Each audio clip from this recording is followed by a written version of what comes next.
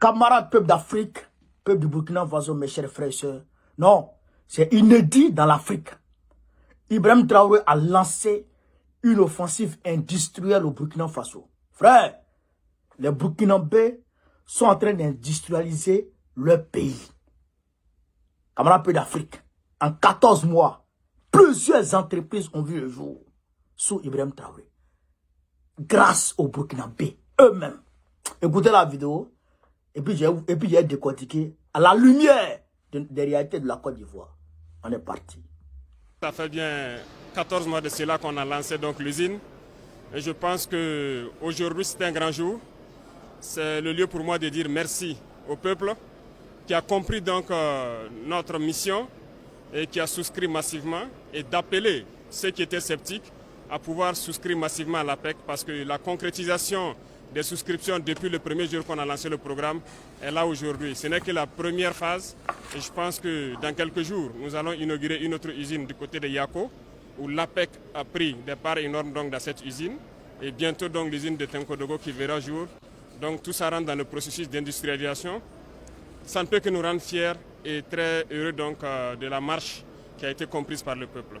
Le message pour les Burkinabés de l'intérieur comme de l'extérieur, c'est d'avoir confiance. Parce que là, c'est la preuve concrète et de continuer à souscrire. Parce que comme nous l'avons dit, le développement endogène, c'est une doctrine. Il faut que tout le monde se l'approprie. On ne pourra que par nous-mêmes se développer. Et donc, c'est inviter tout le monde à pouvoir souscrire. Parce que les travailleurs qui sont ici, nous les félicitons déjà, mais nous les appelons aussi à pouvoir mettre tout en œuvre pour que cette usine fonctionne de façon exemplaire et que ça puisse donner de l'engouement à tous les Burkinabés de souscrire au programme. Il était là sur ces sites il y a exactement 14 mois, une semaine, pour lancer officiellement les travaux de l'usine de transformation de tomates de Bobo Dioulasso, Sobeto. Aujourd'hui, c'est avec fierté qu'il admire les premières boîtes de tomates issues de cette unité industrielle, made in Burkina Faso, appelée Adia. Le chef de l'État, le capitaine Ibrahim Traoré, confirme ici que ce qui était jusque-là un vœu ou une vision est bel et bien chose concrète. Cette usine, fruit de l'actionnariat populaire, est la première réalisation de l'Agence pour la promotion de l'entrepreneuriat communautaire. Elle se veut une concrétisation de la volonté du chef de l'État de faire du développement endogène le socle de la souveraineté économique au Burkina Faso. Les machines vrombissent donc ici, sous le regard du président du Faso, lui qui fonde beaucoup d'espoir sur cette unité industrielle pour la relance économique de la ville de Bobo Dioulasso et partant toute la région des Hauts-Bassins. C'est pourquoi il rassure qu'un accent particulier sera mis sur la gestion vertueuse de cette entreprise. La Sobeto, c'est une capacité de transformation de 100 tonnes de tomates par jour, soit 800 kg de produits finis par heure. Après Bobo Dioulasso, d'autres infrastructures sont attendues les temps prochains dans certaines localités du pays, notamment à Yako et à Tenkodogo. Il est donc toujours demandé aux populations une adhésion massive à ce programme de l'entrepreneuriat communautaire à travers des souscriptions. Frère, d'autres entreprises vont voir le jour à Yako et à Tenkodogo dans quelques mois. Dans quelques mois. Il est arrivé en 2022. On est en 2024. Il a sorti de terre plusieurs entreprises. Il a économisé 13 tonnes d'or. Et puis, l'entreprise là, il n'y a pas 5 francs de quelques opérateurs économiques de l'extérieur que ce soit. De quelques bailleurs de fonds que ce soit. De quelques multinationales que ce soit. Les Burkinabés, l'APEC là, c'est une plateforme qui permet aux Burkinabés de souscrire avec leur propre argent. Si je prends un exemple, si moi je suis Burkinabé comme ça, je peux prendre 10 millions pour dire, voici, j'achète ma part d'action dans l'entreprise avec 10 millions. Les 10 millions là, quand on fait les bénéfices, on calcule en fonction de ma part et on me reverse mon argent chaque fin du mois. C'est comme si je suis devenu actionnaire dans cette entreprise. Donc, il y a beaucoup de Burkinabés qui ont souscrit 500 000, 200 000, 300 000, 500 000, 1 million, 2 millions. Et donc, chaque fin du mois, ils ont leur part d'action qui tombe directement sur leur compte. Est-ce que vous comprenez? Est-ce que vous avez vu le génie d'Ibrahim Traoré? Donc, comme ça a commencé à produire, et que les Burkinabés vont voir clair dans les retombées, vont voir que c'est quelque chose de sérieux, les autres qui sont sceptiques, il a dit, ceux qui sont sceptiques vont commencer maintenant à s'investir.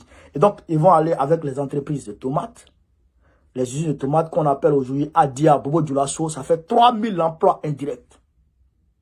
La vie de Bobo Dioulasso, 3000 emplois indirects.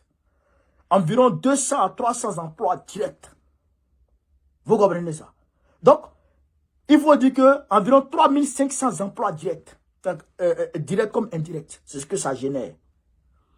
Et au-delà de ça, Yako et Tenkodogo vont connaître aussi, chez les camarades peu d'Afrique, le même développement industriel. Est-ce que vous voyez un peu? Donc là, il est en train de travailler avec le peuple. Pour développer le Burkina Faso avec le peuple. Ouais. Mais notre économiste venu du FMI, notre économiste qui a soi-disant redressé l'économie du Japon, qui a soi-disant redressé l'économie de la Chine, qui a soi-disant redressé l'économie de Yenisezou, n'arrive même pas à créer une seule entreprise.